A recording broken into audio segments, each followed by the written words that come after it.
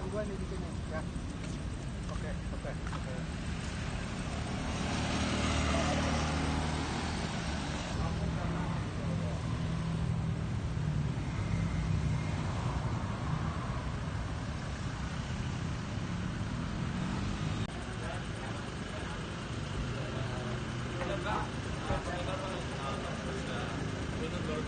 Siap. Kopi dulu. Ini tempat kopi. Iya. Kopi. Mantap. Kita. Studinya di atas sekalian.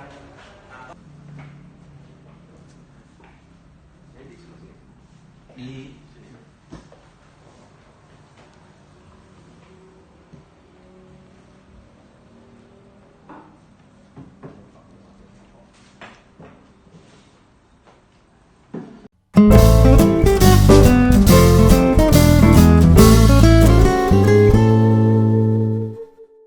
Assalamualaikum warahmatullahi wabarakatuh. Sahabat Ngopi Bro, malam ini kita kedatangan tamu yang sangat istimewa, yaitu Pak Wakil Gubernur Banten, Pak Andika Azrumi. Oke. Beliau mewakili kita kaum milenial karena di usia 24 tahun ya Pak Wagub ya, sudah menampakkan dirinya di kancah politik nasional, yaitu menjadi anggota DPD RI masa jabatan 2009 sampai 2014 ya Pak Wagub ya. Setelah itu beliau melanjutkan lagi ke DPR RI 2014 sampai 2017 ya. 2017 Pak Wagub mengundurkan diri karena harus maju pilkada Banten ya. Oke, kalau sahabat ngobrol, kita akan coba berbicara dengan Pak Andika.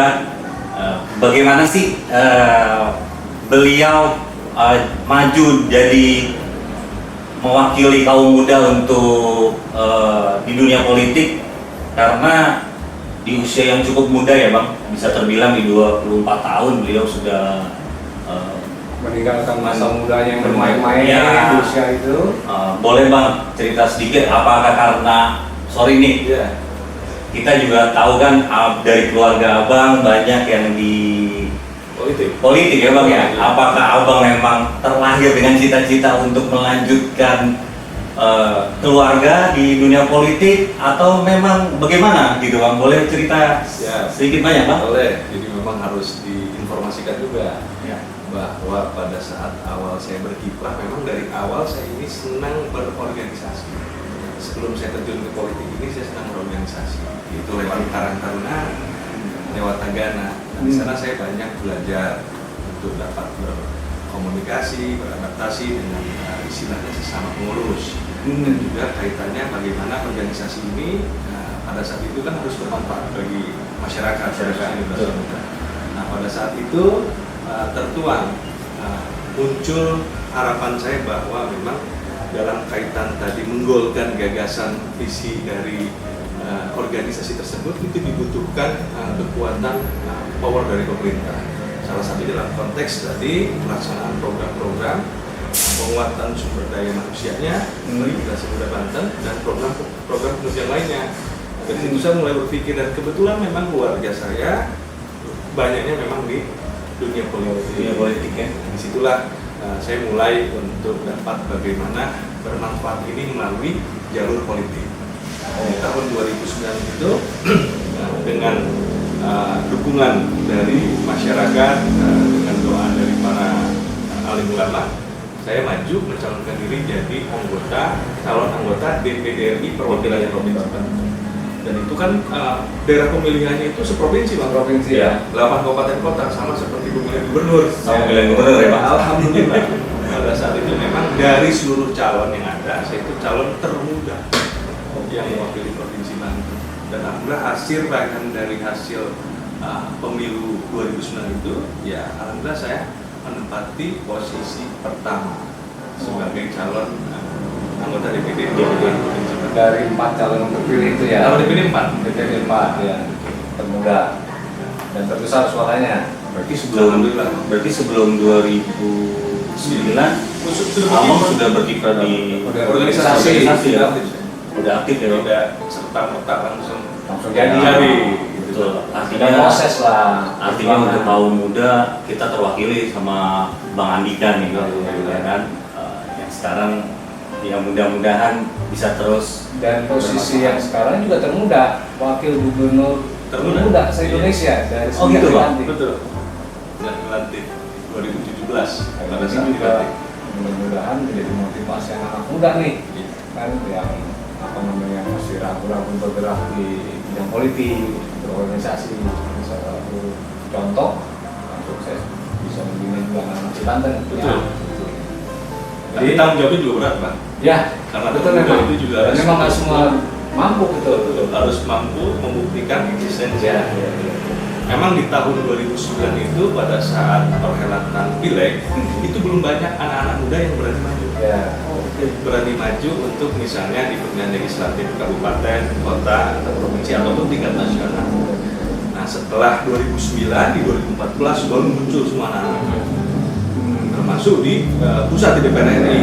Pada saat itu ada beberapa anggota di bawah umur bahkan di bawah 40 itu ada kurang lebih ada 35 anggota.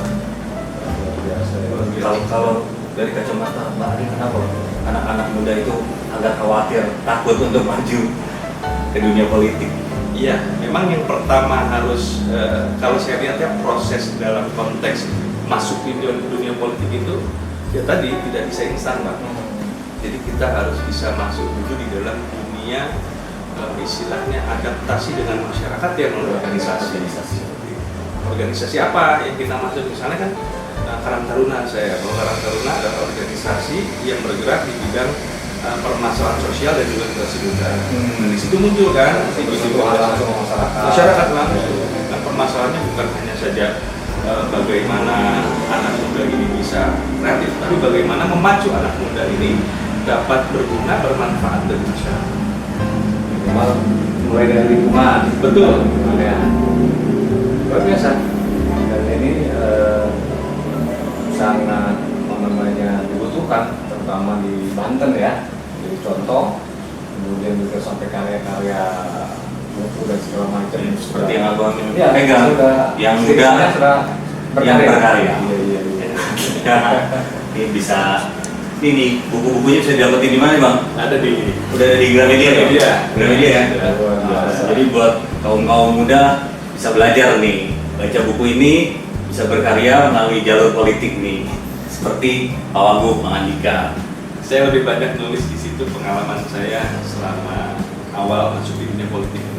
Berarti dari Pas untuk dibaca. Betul. dari awal Abang di organisasi Iya. sampai saat ini duduk menjadi Ya, Wagub di sini di sini saya tuangin semua. Bagaimana tadi tidak instan. tidak mudah dan tidak instan. Tidak mudah dan tidak Pada saat 2009 saya maju, pada saat itu umur saya masih di bawah 30 tahun. Relatif juga. mudah banget. Relatif mudah. Bagaimana meyakinkan masyarakat itu kan juga nggak gampang. Iya, karena kan kalau sekarang disebutnya netizen lah dalam dunia media sosial ya Bang. Pada saat itu mungkin Abang disebut sama orang mungkin yang konotasi negatif.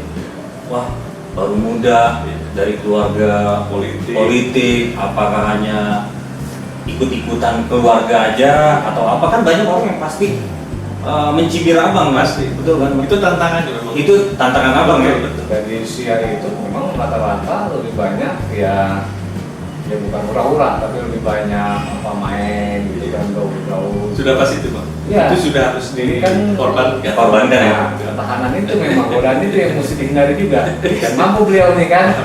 Tapi- sukses sampai sekarang. Tapi kalau ngobrol tadi dengan kesibukan Abang sekarang, komplainnya bukan mainnya yang jadi ini, Bang. Keluarga yang komplain kemarin. Pasti. Anak-anak beliau katanya. tuntutan kerja, tuntutan masyarakat, undangan dan segala macam Betul. itu kan. Karena berbeda kalau kepala daerah kan berbeda. Berbeda dengan anggota legislatif. Kepala daerah itu harus full waktu. Jadi tidak mengenal Sabtu atau Minggu, Bang. Justru satu Tidak minggu mengenal banyak undangan ya. Biasanya Sabtu Minggu banyak yang undang kondangan. Minimal jadi saksi nikah. Jadi saksi nikah. Dan itu juga masyarakat harapannya Iya, iya. dengan kita datang juga mereka senang. Iya, betul. Oke, ini mudah-mudahan menjadi referensi minimal anak muda di Banten buku ini, dan saya belum banyak baca ini, baru beberapa lembar, tapi cukup bagus. Kita share juga buat anak-anak yang selama ini diskusi bareng-bareng dengan kita. Nah, ini yang saat ini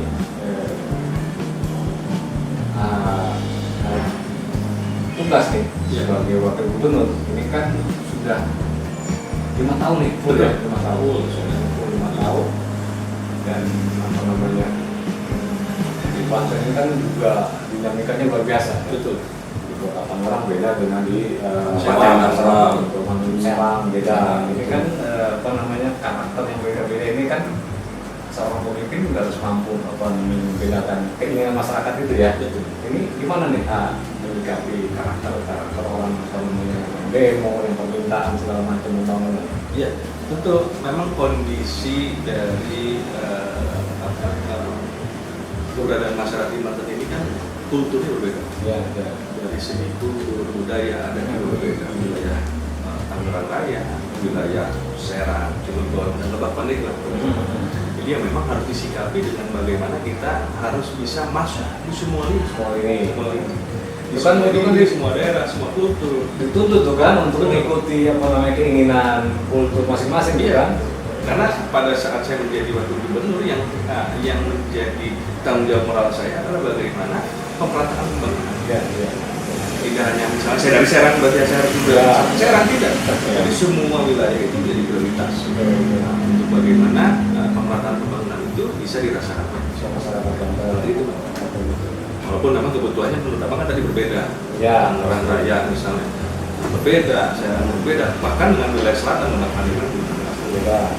Bang Andika, tadi yang saya pernah tanyakan kan banyak orang mencibir kan Bang. Betul. Artinya gini Bang, tapi teman-teman kan masyarakat harus tahu Ya. selama 5 tahun ini Bang Andika memimpin sebagai wakil gubernur kan ada pencapaian-pencapaian yang harus Abang jabarin supaya masyarakat jangan hanya melihat sisi kulit luar ya Bang. Kalau Ya. sisi kulit luar kan Abang, wah anaknya tuh melanjutkan politiknya ya kan, artinya kan masyarakat harus juga dikasih tahu selama ini kan Abang sudah banyak pencapaian saya rasa 5 tahun ini.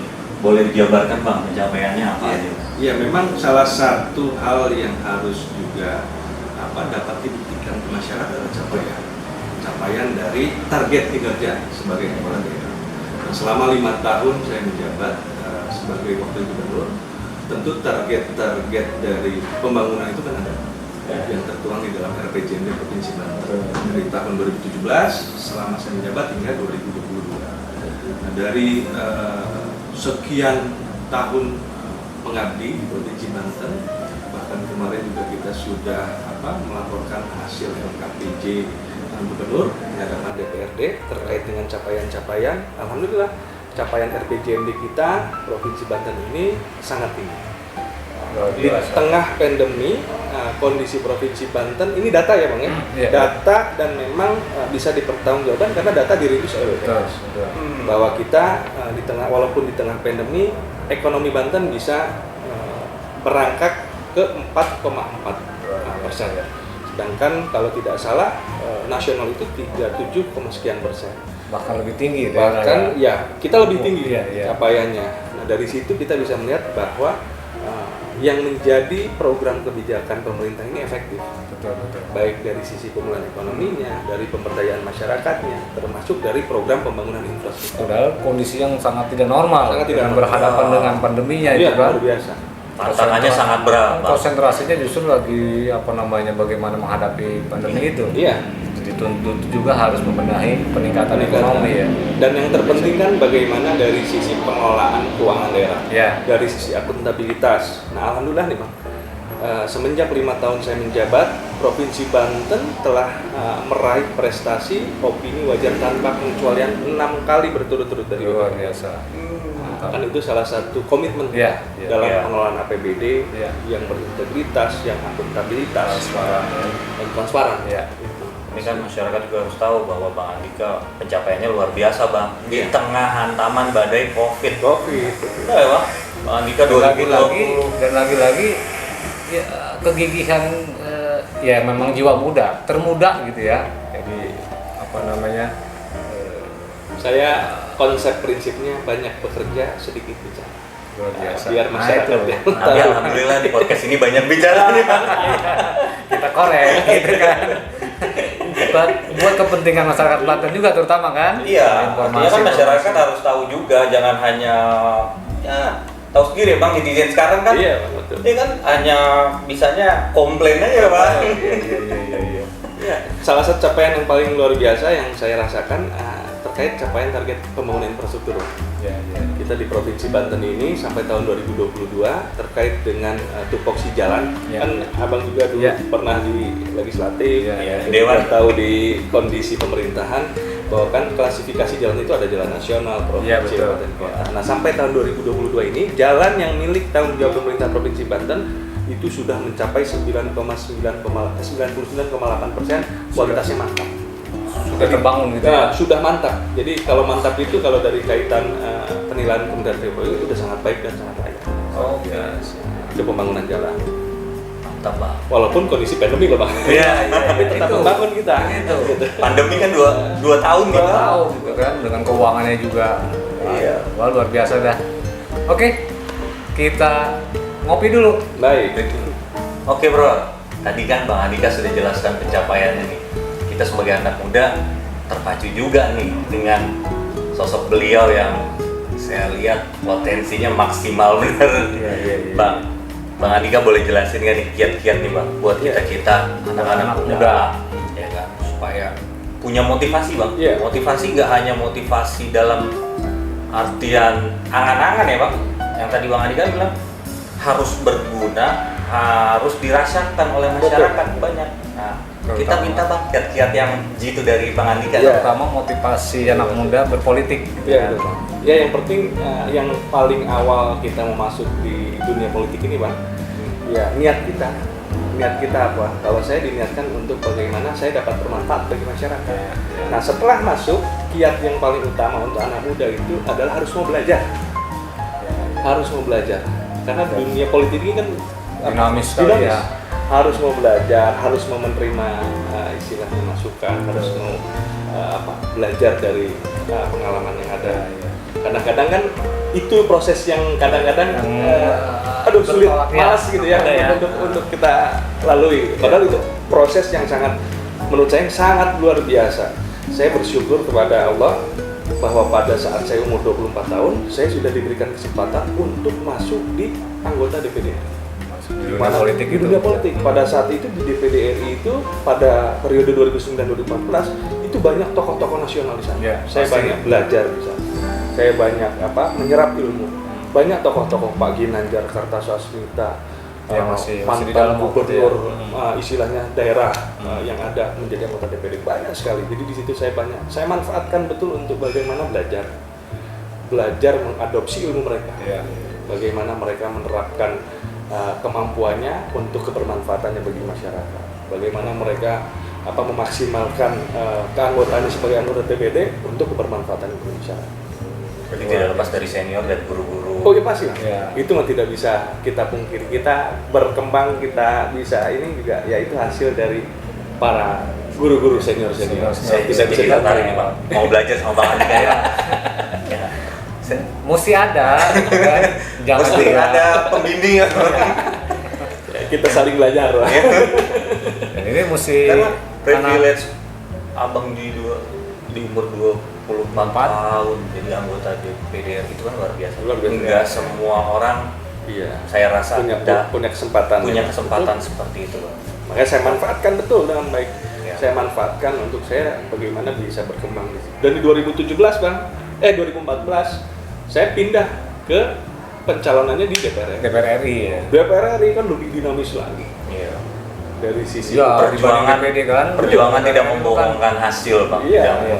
Akhirnya beliau jadi wakil gubernur termuda se-Indonesia ya Bang. Iya, alhamdulillah. Mantap. Kalau dari 2009 sampai sekarang ini berarti sudah 12 tahun 12 tahun ya 12 berkecimpung di dunia politik. dunia Ya. politik. 12 tahun. Memang kuat juga karena ya puyeng juga urusan politik. Apalagi menjadi figurnya, menjadi pemimpin ya kan di daerah gitu kan. Nah, luar biasa.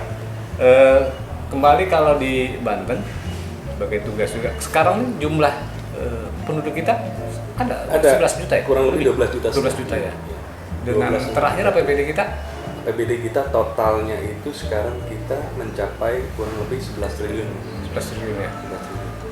Kalau kondisi normal itu mungkin kalau tidak pandemi bisa. Sebelum pandemi juga sudah mencapai 11 ya. Sudah. Artinya kalau nggak dihantam badai pandemi, Iya. Bisa terus, Bang. Semua kemarin Bisa berproses. termasuk pariwisata di Banten itu kan terutama Pantai Cerita dan segala macam tutup gitu kan. iya. Nol semua itu kan pendapatan retribusi di situ. Benar Bang, karena potensi pariwisata kita di wilayah Anyer, Cerita. Ya ini bagian juga salah ya. satu tulang punggung pendapatan daerah. Yang masyarakat pengen tahu nih, apalagi mau lebaran gini nih, cari-cari apa namanya, belum puasa mau lebaran gitu kan. Liburan lebaran nanti gitu kan. Di Banten tuh apa aja sih wisata kita? Banyak Bang, kita alhamdulillah sudah menyelesaikan yang paling menjadi ikonik adalah revitalisasi Keraton Kesultanan Banten. Wisata religi itu. Oh iya Kalau betul. Ziarah ke Makam Sultan Banten, bisa ke sana. Banten Lama. Banten Lama. Nah itu pertama menjabat, alhamdulillah langsung kita bisa selesaikan revitalisasi tersebut. Dan sekarang kita lagi akan bangun juga di sana menjadi pusat kajian Al-Quran di wilayah Masjid Agung Banten Lama ini. Selain wisata religi, wisata bahari itu banyak Bang. Sampai ke Tanjung Lesung kan kita. Dari mulai Anyer, Carita sampai ke Tanjung Lesung itu wisata bahari. wisata bahari ya. Ya. Saya pernah ngalamin beberapa tahun yang lalu lebaran itu sampean ke pantai itu. Jadi mentok karena kalau saya sih pribadi ngalamin sebagai aspirasi juga kali Pak Wagub. Iya. Jalur satu tuh ya, Yang yang dari ke Pantai Cerita, yang dari Cilegon itu satu jalanan itu ya. Cuma hanya satu memang. Satu ya. Itu aksesnya. aduh luar biasa itu penumpukan di tengah jalan. Aksesnya Nggak sampai itu akhirnya. Aksesnya satu memang. Pernah panjang itu kan, Betul. jalur panjang banget ya. Pernah kita pikirkan untuk bagaimana buat Pemekaran, kebijakan pelebaran jalan, tapi Dua kayaknya jalur. berat ya Bang ya, karena Karena- pasti biayanya besar sekali. Pabrik juga sih. Iya, sudah jalur itu pabrik, ya, sudah hotel, sudah Ya. apa, waduh. Jadi kalau orang mau liburan, nikmatin aja lah ya. Kalau sekarang kan ada ini, nanti kalau ke masyarakat liburan ke Anyer, Carita itu sekarang kalau mau lebaran kan diberlakukan sistem ganjil genap Oh iya. untuk mengurangi tingkat kepadatan. Ya. Nah itu salah satunya. Kalau enggak memang numpuk semua itu luar biasa. Karena memang di musim libur itu kan ya salah satu tumpuan wisata di Banten kan Anyer itu kan luar biasa. Pak Wagub, kalau tadi sudah cerita pencapaian Pak Wagub, terus kiat-kiat untuk anak muda untuk berkecimpung di dunia politik, untuk bermanfaat untuk masyarakat banyak. Kan ini sebentar lagi kalau nggak salah masa jabatan gubernur dan wakil gubernur Banten selesai ya Bang? Selesai betul. Selesai 2022 di bulan Mei. Mei ya Pak Wagub ya. Nah, selanjutnya kan nanti di 2024 baru pilkada lagi ya Pak Iya, Wagub ya? baru 24. 2024 betul. Gimana tuh Pak Wagub nih menghadapi masa jeda 2 tahun ini? Iya. Ya kan, yang saya dengar juga kalau tidak salah nih Pak Wagub, Pak Wagub kan didorong oleh Partai Golkar nih. Iya. Kalau nggak salah yang saya dengar, Partai Golkar sudah mengusung Pak Wagub lagi 2024 kan untuk maju pilkada lagi. Gimana Pak Wagub mensiasati waktu 2 tahun nih Pak Wagub? Iya. Jadi kalau terkait kebijakan Partai Golkar kan itu adalah kebijakan politik ya, yang tetapi harus dijalani, ada prosesnya. Karena kan konstelasi pemilihan kepala daerah ini akan dilaksanakan di November 2022. Nah, sedangkan sebelum November kita akan menghadapi pemilihan legislatif dulu dengan pilpres. Nah, di mana suara legislatif ini menjadi acuan. Untuk pengusungan di November. Jadi ya sekarang bagaimana seluruh instrumen partai ya bisa bekerja maksimal. Mesin politik harus bergerak itu. Harus bergerak. Wilayah. Gitu, Bang. Nah, memang saya maksimalkan tadi kondisi sekarang Bang, ya bagaimanapun juga kalau sekarang saya fokus untuk menyelesaikan masa jabatan. Ya. Nah, saya ingin bahwa masyarakat melihat dulu apa Hasil yang sudah dari- saya lakukan, hasil kerjanya, hasil karyanya. Nah setelah itu baru kita bicara untuk bagaimana 2020. Kalau masyarakat memang melihat Andika layak karena hasil kerjanya baik, dedikasinya baik, maka dari situ kan berproses lagi tuh, Pak. Betul. 2 tahun setengah kan waktunya Masih panjang. kalau politik panjang kali lebar, Pak. Tapi kan tadi pencapaian dari itu kan hasilnya 98, sekian persen Tapi ya. ada kemungkinan juga 2,5 tahun itu dimanfaatin dengan karena komplainnya keluarga. Kan selama ini keluarganya nggak pernah tersentuh nih, karena Sabtu Minggu juga harus ngurusin rakyat gitu kan. Bisa saja kan. Nah ini wayahnya kali ini sambil membaca-baca situasi politik, keluarga dulu juga disentuh-sentuh gitu kan. Karena kan saya nggak tahu terbesar usia berapa? Sekarang SMA. SMA. Iya. Pantas sudah mulai protes-protes gitu kan, sibuk ngurusin negara gitu kan. Jadi memang prosesnya harus pintar-pintar bagi waktu. Tapi nanti kalau saya sudah purna, lebih banyak waktu untuk bisa silaturahmi dengan masyarakat. Iya. Karena kan tidak terikat dinas. Ya betul. Saya bisa Karena di muter. pengurusan partainya juga kan bisa dimanfaatin untuk Betul. sosialisasi dan sebagainya. Karena banyak organisasi yang belum pimpin juga kan. Iya, betul. Itu yang bisa membuat tetap bersilaturahmi ke Iya. tokoh-tokoh. Kalau di samping jabatan sebagai wakil gubernur, Pak Wagub apa ada jabatan organisasi atau dari kepartaian atau Ada. Ada ya? Kalau di partai saya sekarang dipercaya menjadi Wasekjen DPP Partai Golkar. DPP? DPP. DPP. Kalau untuk tingkat provinsi saya menjadi ketua Karangtengah Provinsi dari 2010, Bang. Artinya Pak, samping keluarga tetap beliau aktif lagi Iya. untuk bersilaturahmi, untuk mengaktifkan mesin partai ya Pak. Ya kita berharap tetap menjadi tumpuan menjadi anak muda yang bermanfaat. Iya. Ya yang sekarang sudah berjalan gitu. Ya. Lebih peningkatannya yang barangkali diharapkan terus sama Iya. anak muda terutama Ya. gitu kan. Menjadi contoh teladan gitu kan. Menjadi pemimpin di Banten gitu Iya. lah. Ya kalau 2004 mah tetap bagaimana masyarakat menunggu harapan pertanyaan-pertanyaan juga kebutuhan masyarakat udah gitu kan maju lagi gitu kan tergantung survei juga nanti gitu terutama partai tentunya Iya. yang merekomendasikan. Tapi seandainya nih Pak Wagub 2024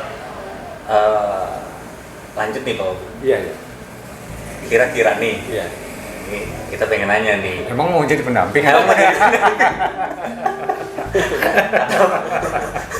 Naik level Pak Wagub. Kalau mau jadi pendamping, gua ketua tim suksesnya tenang. Gitu.